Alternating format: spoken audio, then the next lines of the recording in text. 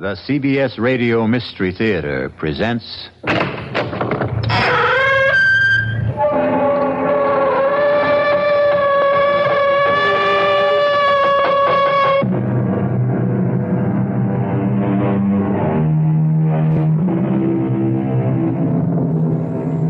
Come in. Welcome. I'm E.G. Marshall. Welcome to the sound of suspense. To the fear you can hear. Welcome to the world of terrifying imagination. Our story is about a very old man living just outside a tiny village. A very old man whose long life has been lived close to the soil and close to the people he loved. People still living and people long dead.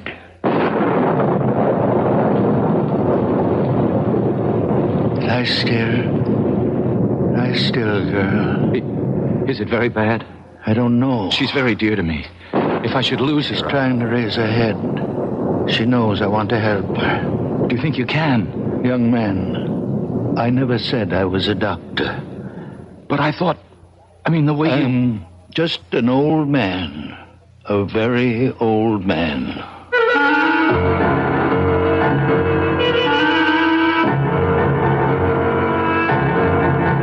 Our mystery drama, A Very Old Man, was written especially for the Mystery Theater by Elspeth Eric and stars Santos Ortega.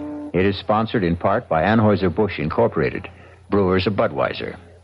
I'll return shortly with Act...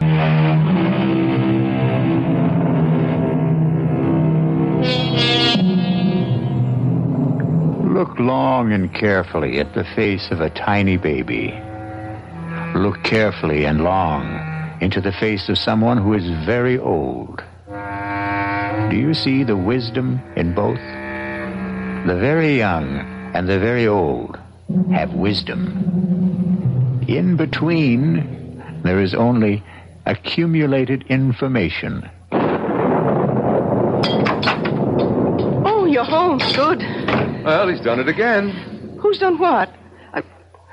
Are you talking about my father? You know I am. I warned him. I said, Stefan, if it ever gets around, you'll ruin my medical practice. People won't believe in me. They'll only... Manfred, come sit down. Now, what's he done? Well, the same thing. Where is he? Isn't he home? Not yet. He went to the cemetery as usual.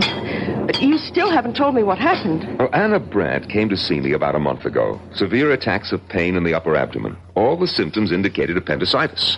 I sent her to Carl Weiss for the operation. Of course, he examined her, too. And he agreed with me. No doubt about it, inflamed appendix had to come out.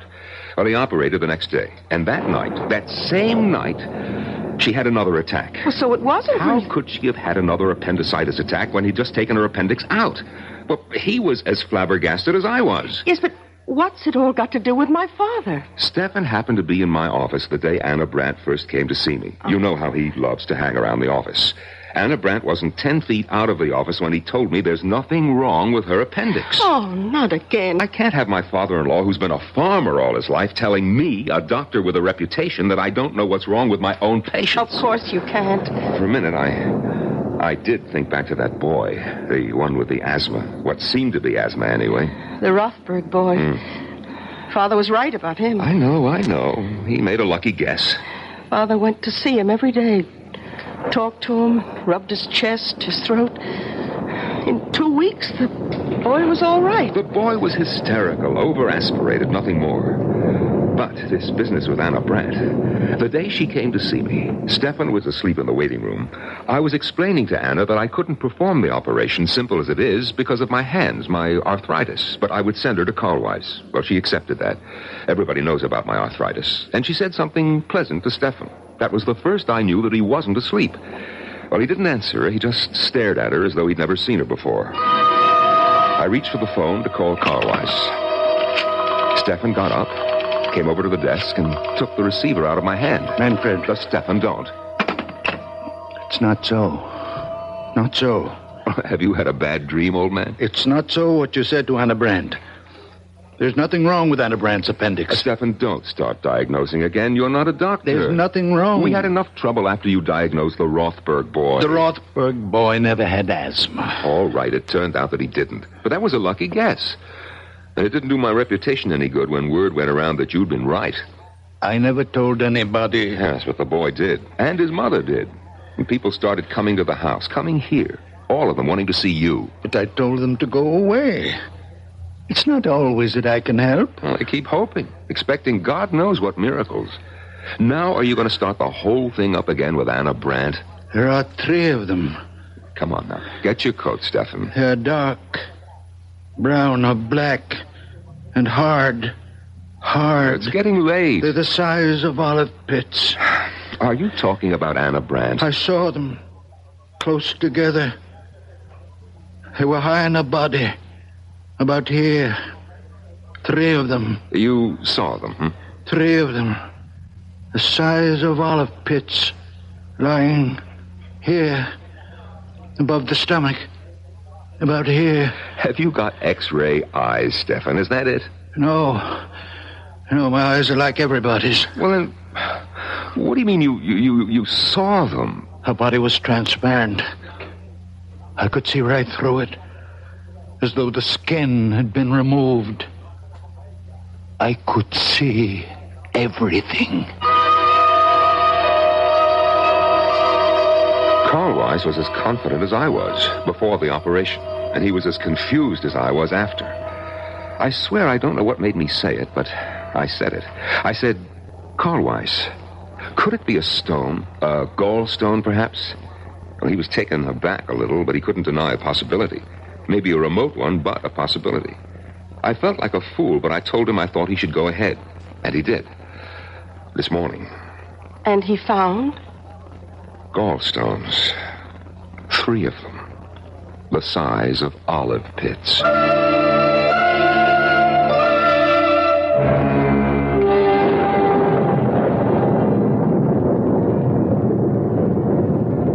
Lie still, girl. Is it very bad? I don't know. She's very dear to me. She's trying to raise her head. She's trying to tell you something. She knows I want to help her. Do you think you can, Doctor? Young man, I never said I was a doctor. What? But the way you... I'm just an old man. A very old man. Well, I took it for granted, the way you spoke. My son-in-law is a doctor. Manfred Gottlieb. I live with him and my daughter Bertha. Oh, then you know something. You've learned things from him. No, I know nothing. Only what I see, what I feel. When I passed you by the cemetery, what were you doing? My wife is buried there. Did I harm her? No, I even think she's a little better. Her eyes, they look brighter. Not so full of pain. You did nothing but touch her. Stroke her a little and talk to her. Let me look at your hands. No, they're just hands. What should they be? Now let me... Well, your hands are warm. On a night like this. More than warm. Hot. Very hot, as though they were burning. Burning from inside.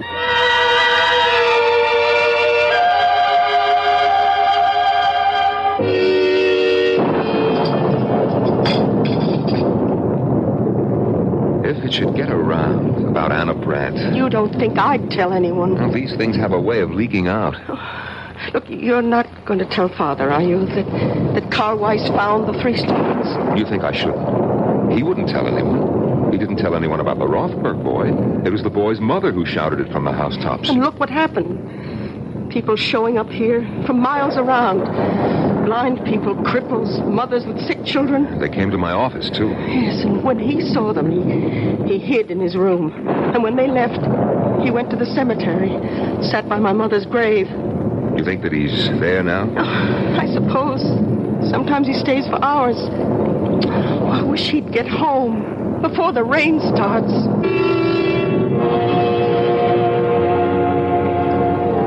Emily, my dear. Come now, Emily, my precious. I need you.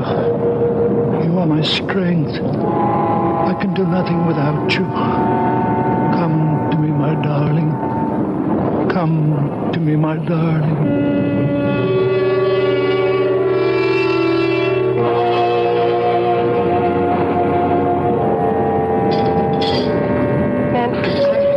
I don't want him to start thinking that any of this is real. He mustn't think that he has some magical power. Listen, if you treat him as though he were possessed in some way, he might begin to believe it, and then his mind... Who knows what might happen? Bertha, have you thought that, well, that perhaps it's already happened? No. That he is deranged? I won't believe that. He's my father. I love him. He's old and childish, and sometimes I'm impatient. I am too, often. But only the way I'd be with a child. In many ways, he is my child. The only child I have. Oh, my dear. I thought you'd stop brooding about that. Oh, I have. I stopped last year when I turned 40. But that's why. Because I have no child, he's twice as precious to me. I understand. I do understand. You know that I'm fond of him. Then let's leave him as he is. Don't let him think he's different from other people. Whatever you say. You know, the Widow Holder has been asking for him. Widow Holder? Why? They keep telling me in the village that she has this great swelling on her head, big as an egg. Yes, I've heard about it. And she's afraid of doctors. Bertha, you don't suppose... The rain, it started. It's coming down like crazy. Oh, Father! Oh, thank goodness. I made it. Just in time. You shouldn't take such chances. Why weren't you home for dinner? Where have you been? I kept something hot for you. Thank you. Now, give me your coat. That's it. Oh, where were you all this time? I didn't Bertha tell you? At the cemetery. You didn't go to see anybody? No, I didn't go to see anybody. Oh, here's a plate for you, Father. Nice pot roast and potatoes. Oh, thank you, Bertha. I'm sorry I wasn't here for dinner. I lost track of the time. I ran into somebody. We talked a little. Oh. Manfred, let's go up to bed. Oh. Father, you'll be all right? Of course I'll be all right. Go to bed. Oh. Good night. Good night, daughter. Good night, Steph. Oh, Manfred. Yeah? How is Anna Brandt? Anna Brandt? I thought about it tonight in the cemetery. Is she all right? Yes, she's fine. I thought she was. I had a feeling... Good night. Enjoy your dinner. Good night. His asking about Anna Brandt? He hasn't even mentioned her since that day in the office. Bertha, could he have heard about Carl Weiss finding the gallstones? Oh, he'd have said so. He always says precisely what's on his mind. Well, there are times when I wish he didn't. Listen, he's talking to himself in the kitchen. Sounds as though he's calling someone. Manfred, he's an old man. Leave him be. Oh, please close the door. Come to bed. It sounds like Amelie. What? Did you say Amelie? Wasn't that your mother's name? No, it was my sister's. Oh, Bertha, I never knew you had a sister. You never told me. It was so long ago, before I was born. Their first child. She only lived an hour. My mother told me they'd just agreed on a name. Father leaned over the crib to kiss her, and she was dead. But that was 45 years ago. All these years, he's never mentioned her. What was that? The door opened downstairs. Well, he's gone out. In this rain. Where could he have gone? There's only one place. He's gone to the cemetery. To your mother's grave. Or to Amelie's. I'll go after him, Manfred. Bring him home.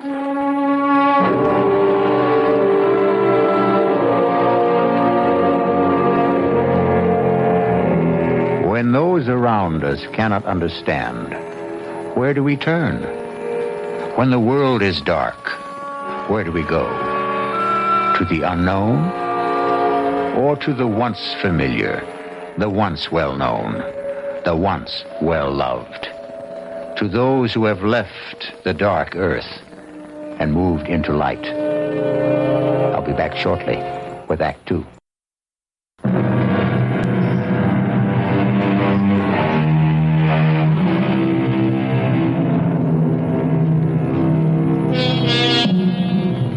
Now, come back with me to the story of a very old man and the people who loved him and could not comprehend him, or could not comprehend him because they loved him, or because they tried too hard. Breakfast on the table, Manfred. All right, darling. Oh, well, did you talk to him? He's still asleep. Oh, let him sleep. After last night. Yes, we're lucky if he doesn't come down with pneumonia. He was drenched, Bertha, soaked clear through. Lying across your mother's grave with the rain beating down on him, crying, Amelie, Amelie, as though his heart was broken. Amelie is buried next to Mother. Bertha, are you going to ask him about her? Oh, it's been so long, 45 years. You know, in all that time, I've never heard him say her name. Naturally, I never mentioned it.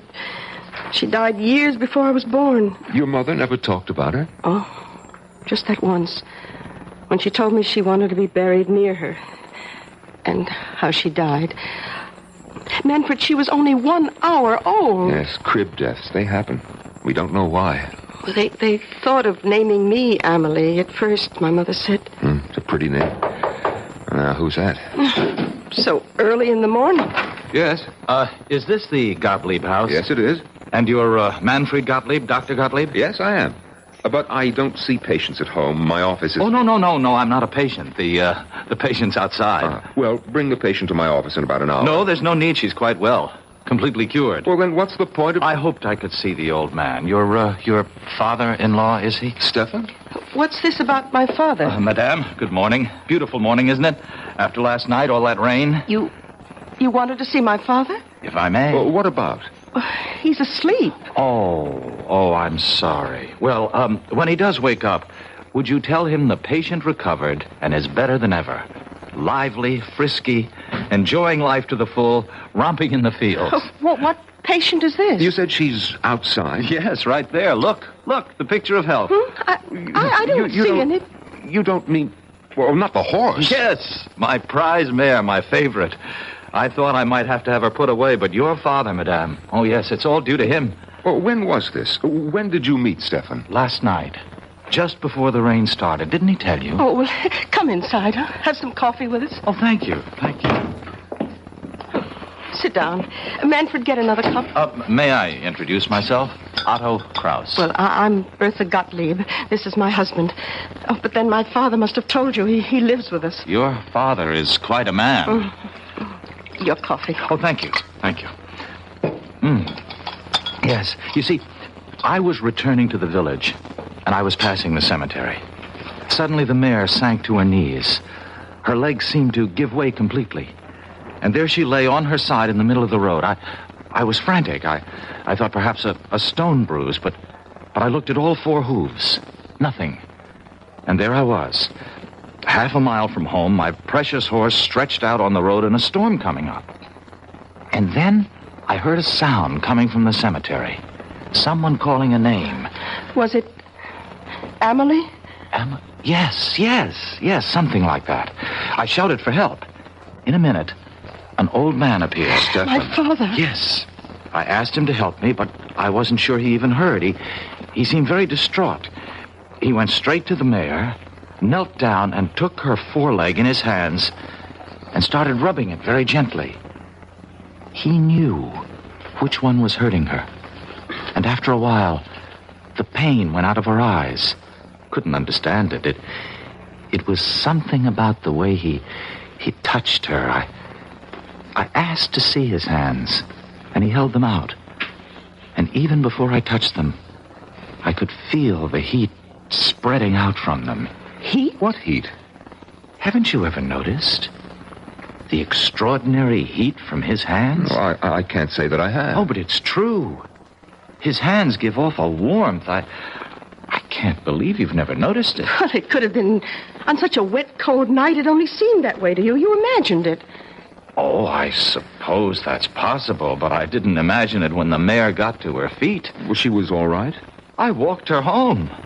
I couldn't quite believe it all. I bedded her down. And this morning, all I could think was I must tell the old man about it. There are stories going around about him in the village. Perhaps you've heard some of them? Well, I'm only here on a visit to see my aunt. I don't live here. Well, he doesn't really do anything. He's just around, and people love him. They like to think because he's such a sweet old man that he can do things doctors can't do. And because he's such a very old man, we wouldn't want him to start thinking that there was anything miraculous about anything that happened quite naturally. Well, you think it might affect him? Might affect his mind in some way? He's a very old man. It could happen. Well, I suppose it's possible she wasn't really lame. Of course it's possible. Only ask him, will you? About his hands, those amazing hands. Yes, we'll ask him. I mean, giving off that heat, I felt it, you know. Well, I'll be getting along. My aunt's expecting me. Well, we'll tell him you stopped by. Yes, I wish you would. Tell him, and please, tell him thanks. We'll tell him. Do you think we should wake him? Come on, it's time. Yes. We have to tell him about the young man. And the horse. But we won't make anything out of it. Nothing at all. Just say that he dropped by. To say thanks, yes. Father? Stefan, are you awake? What time is it? Oh, it's almost 9 o'clock. Why aren't you at your office? Well, it seems that a young man stopped by to see us, Stefan. Well, actually, Father, he wanted to see you, but we told him you were sleeping. Why me? Well, it seems he met you on the road last night. Had a horse. A mare it was. That's right. The horse had a swelling. Do you feel well enough to get up now, Father? I think so. You're sure? After last night? I'm all right. All right, now just let me help you out of bed, Stefan. Yeah, I can manage. Give me your hand. Come on. That's it. Yeah. Here are your slippers. Yeah, I'll go splash some water on my face. And then you'll have breakfast. Bertha, his hands are as cold as mine. Colder. That young man did imagine it about his hands. You know how it is. If your hands are cold, anyone's feel warmer, even if they're only a little warmer than your own. And he'd been riding back from the village on horseback. Yes, so of course his hands were very cold. Of course. My head is clearing a little. Oh, good. I'll go down and have some coffee ready for you. Thank you, Manfred. And 2 eggs. 4 minutes. Your clothes are on the bed, Father. Thank you, Bertha. Father, last night when Manfred and I came up to bed and you were eating your supper, anyway, that's what we thought you were doing. It's what I was doing. Well, we heard you talking. Was I talking? Well, you kept saying, we heard you say, Amelie. I said what? Over and over. Father, were you talking to Amelie? What do you know about Emily? Only what Mother told me. What did your mother tell you? That Emily died. That she only lived an hour. She was our first child. 45 years ago, Father. She died in the crib. I remember her so well. Why do you talk to her now, Father? Why do you call to her? Because she comes back to me when I call her. Father, you don't mean that. She comes back to me. To me. Not to anyone else. Only to me when I call her. You don't believe in ghosts. Emily is not a ghost. Her spirit comes back to me when I call. Father, you can't believe I this. am the only person left on earth she remembers. Her mother is dead. The midwife is dead. When I am dead, there'll be no one for her to come back to. No reason to come back. You can't believe what you say. I don't have to believe. Or not believe. I know. I won't let you. You have nothing to say about it. Nothing. I will not stay in this house and listen to you tell me that my Emily will not come when I call. I'm going to her now. Father, wait. Father, come back. Stefan, what's the matter? Get out of my way. Stefan! Father. Oh, Father. Well, he came tearing down the stairs. He brushed right past me. What's the matter with him? I talked to him about Emily. I made him angry. Where's he gone? Do you know? To her. To Emily.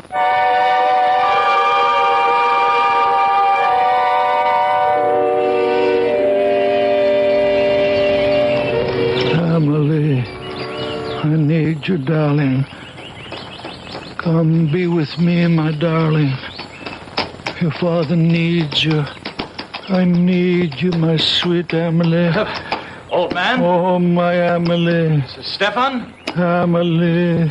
Stefan, can I help you, old man? No. You remember me, don't you? From last night? You're the young man with the mare. She was lame. Ah, you should see her now. They told me she's better. Better than better. Come have a look. Please come. Look there. Look at her. Very much fine. Not a sign of lameness. I came to your house a little while ago. You were sleeping. They told me you were there to say thanks. There was no need for that. Oh, I'd like to do more than just leave my thanks. I'd like to invite you to my aunt's place. Oh, no, I couldn't. No, I'd like you to meet my aunt, please. Your aunt won't mind? No, not a bit. Come on, we'll both ride the mare. Here, I'll give you a leg up. You're sure about your aunt now? Oh, she'll be delighted. She doesn't get out much these days. Is she very old? Well, she's not young, but that's not why she stays home. She has this disfiguring growth on her head. It makes her shy. Well, she should see a doctor. No, she won't. Absolutely refuses, won't hear of it, hates them all. Oh, that's very wrong. Oh, yes, all the money in the world and won't go to a doctor. So she sits in her parlor and reads her Bible. Ah, there's the house. Oh, yes, the big stone house. You know the house? I've admired it since I was a boy. My aunt bought it when my uncle died. My uncle was Fritz Holder. You've heard of him, the manufacturer? I don't think so. Around here, I understand my aunt is known as the Widow Holder.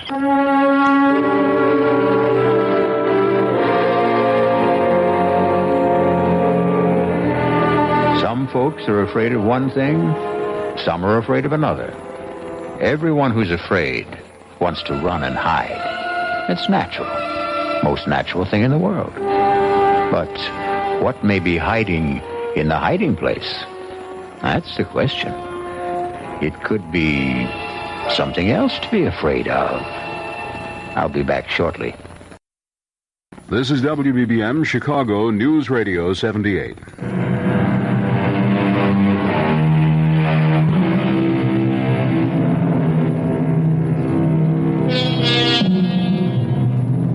A very old man is mounting the steps of a big stone house in the company of a very young man whose aunt is known to the village as the Widow Holder. Listen now. My aunt is in. Otto? Ah, there you are, just where I knew you'd be. Come in, Stefan. Where have you been all morning, Otto? I missed you at breakfast. Oh, you brought someone with you. Yes, this is the very wonderful man I met near the cemetery last night when my mare went lame. Stefan, this is my aunt, Mrs. Holder. How good of you to come by. Madam. I don't have many visitors, not anymore. And I seldom go out because of this on my head. I don't like to be seen.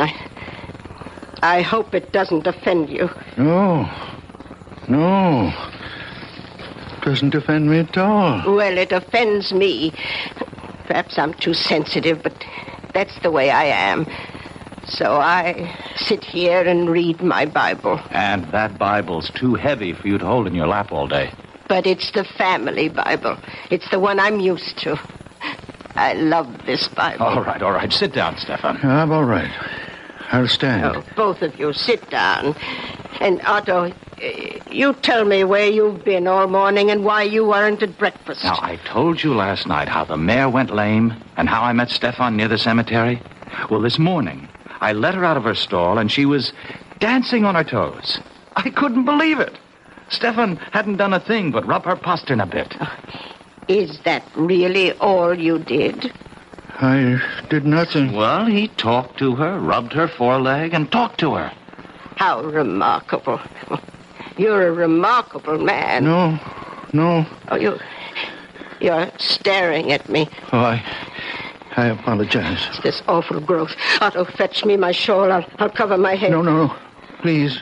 It's in my bedroom. I am not offended. I give you my word. Otto, don't go. No, it's all right. I'll be right back. Mrs. Holder, I am not offended. I am sorry I stared so. I will not stare again.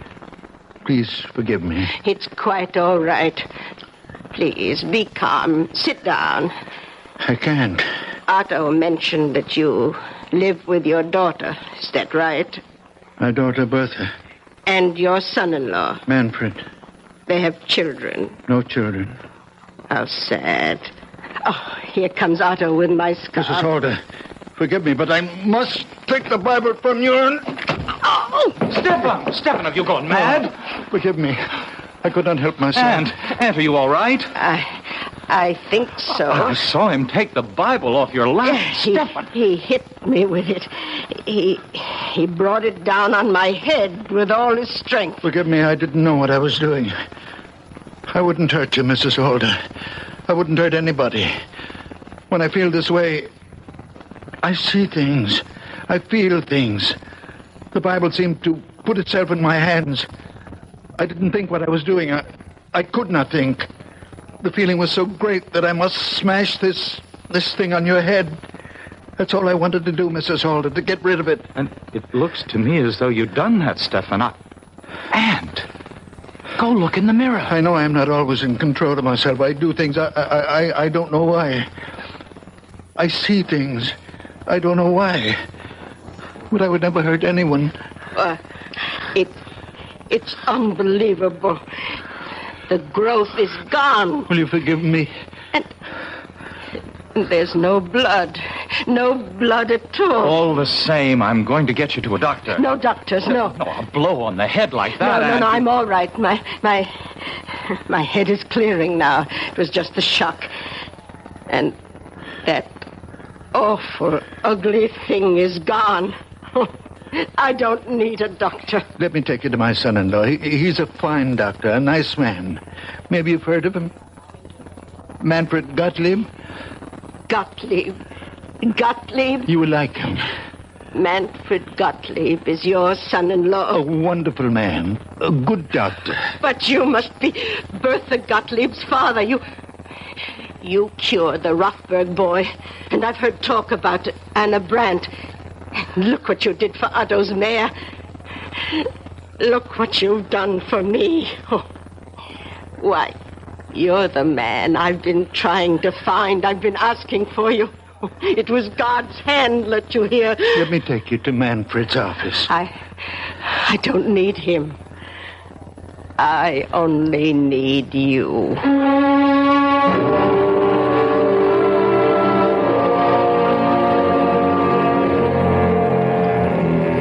If I've hurt your aunt in any way... We'll soon know. Otto, I don't want these spells that I have. I don't ask for them. Only sometimes the pain gets so great. What pain? The pain of living. When it seems more than I can bear, I go to the grave of my wife and my baby daughter, my Amelie. And I call to her, my little one, who only had 1 hour of life. And she comes to me and gives me comfort and courage and belief. I believe that even though I can do nothing about the great pain of living, there are other pains, and I can do something about them. I know I'm not quite myself when I'm like that. I know I'm not really strong or courageous. But when the spell is on me, the people in pain, they become transparent. You mean you can see through them? I do see through them. How do you explain your hands? Just hands? Oh, no. The night you massaged the mare, I took hold of your hands and they gave off a glow, a sort of radiating warmth. I know, I felt it. They burned like a steady flame. Perhaps I grow feverish when Amelie is with me. Now, you go home and rest, Mrs. Halder. Come back in a few days and I'll change the bandage, or you can do it yourself. I'll do it myself. She's all right, Doctor? Right as rain. Well, what was it? I mean, the growth on her head. It was a wen, a common, ordinary wen, a hardened cyst. If you'd come to see me, Mrs. Halder, I might have recommended that you have it removed by surgery. Oh, no. On the other hand, I might have done precisely what my father-in-law did, broken it with some heavy object. Probably not the Bible. Come, Aunt. I'll take you home. And thank you, Dr. Gottlieb. You may get more of these growths, these wens on your head, Mrs. Halder, or someplace else on your body. Now, if you do, call me and I'll... Oh, no. No, thank you. I know whom to call. And you'll come, won't you, Stefan? Of course you will. No offense, Doctor, but I put my faith in Stefan. Goodbye. Right. Goodbye. Thank you. Goodbye, Stefan. No offense, Doctor, but I put my faith in Stefan. Why did I bother to become a doctor at all? Why all those years at school? Why did I take examinations, get my license? What good is it if everyone would rather put their faith in a farmer? Manfred, I'll never do it again. Come in, the door's open. Oh, you again? Doctor, those pains are back. Well, of course those pains are back, because you've been drunk day and night. What do you expect? Can't you do something, Doctor? No, I can't. Only you can. Stop drinking. You've been drinking steadily for 30 years, and you have cirrhosis of the liver. But the pains are awful. Stop drinking for a month, and then come back and see me, and don't come back before. Silly old fool. Hasn't been sober for 10 minutes since he was 16. I can't help him if he won't... Manfred, he has an obstruction of some kind. He has a diseased liver. But he has an obstruction in the intestine. Now, look, you're not starting all over again, are you? I saw. I could see it. It's getting to be more than I can take, Stefan. You're interfering. I saw. He was standing in the doorway, and I saw. His body was transparent. I could see everything. In his intestines, there is an obstruction. And that's what gives him pain. Stop it, Stefan. I'm warning you. It's all so clear, I know. You're going to stop it if I have to.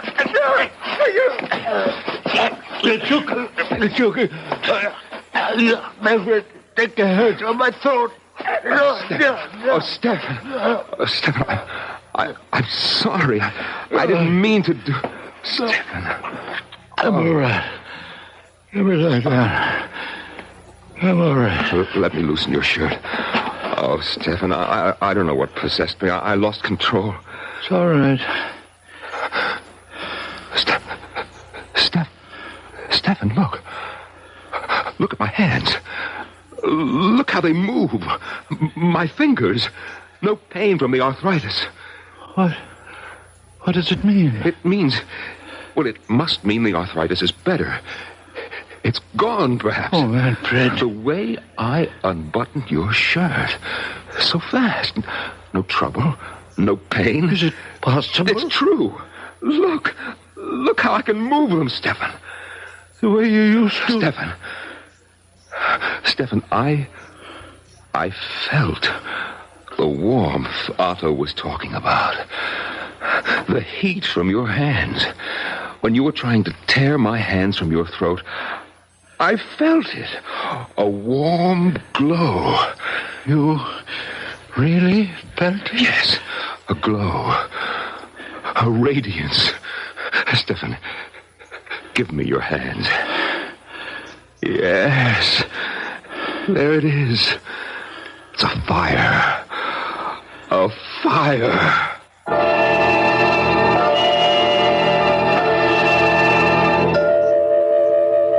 Bertha! Manfred, please. I think you're wrong. Oh, how can I be wrong? Look at these fingers. Look how they move. Watch me unbutton my coat. Oh, Stefan, I had to lose my temper. Try to choke you in order to touch you. I might have killed you. Oh, you wouldn't Where's have. Bertha? Bertha! Manfred, you're excited now. Excited? I'm delirious. I can go back to surgery. We'll be rich again. Our lives will change. Yours, too. I don't want my life changed, Manfred.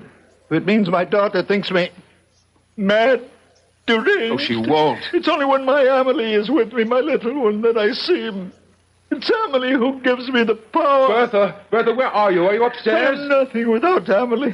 It's her innocent soul that enters into me. What are you doing home at this hour? Bertha, where were you? Oh, I was taking a nap.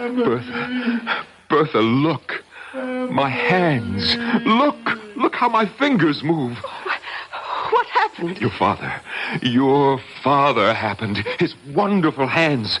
Bertha, you remember the young man with the mare? How Stefan put his hands on the mare's foreleg and the mare got up and walked? We don't know that. It's true. You haven't seen the mare? It happened to me, believe me. I can't. I didn't believe it either, but then Mrs. Holder came to the office. Mrs. Holder? Yes, she's the aunt of the young man with the mare. Stefan went to see Mrs. Holder. He did? didn't. Her nephew took him there, Bertha, and Stefan broke the wen on her head with a big Bible. Oh, no. He did right, Bertha, right. It was only a wen, and he was right. He didn't know what he was doing, and he was right. Manfred, you must stop this talk. Bertha, after Mrs. Halder left, an old patient of mine came in. The man has been a drunk for years. I was sure his liver was enlarged, diseased. Well, I sent him away. And then your father said, Manfred, you are wrong. The man has an obstruction. His intestines are blocked. You believed him? No, I didn't believe him. I was out of my mind with rage that he would dare to tell me that I was wrong. And well, Bertha, I took him by the throat. He tried to tear my hands away, and it was then. Bertha, it was then that I felt the heat. The blessed heat from his hands entering into mine. And now look. Bertha, if he can use his hands, be happy. Father, how long will it last? How can I know? Your moods, your spells, they've bewitched us all. I never meant harm. Oh, they've got to stop. I want you to stay away from the cemetery. I'll stay away. I'll watch you every minute. If you like. I won't let you out of my sight. I'll treat you like a child. As you will. Because you are a child. I am a very old man. From now on, you're my child. No. From now on, you will have your own child. A real child. Not me. What? I can see the child is growing inside you. Soon you'll know it yourself. Next spring, you will bear your child, and it will be beautiful. A little girl. And you will... I hope you will give her the beautiful name of Emily. Father! Then my Emily can rest. I won't have to call her anymore. She can rest.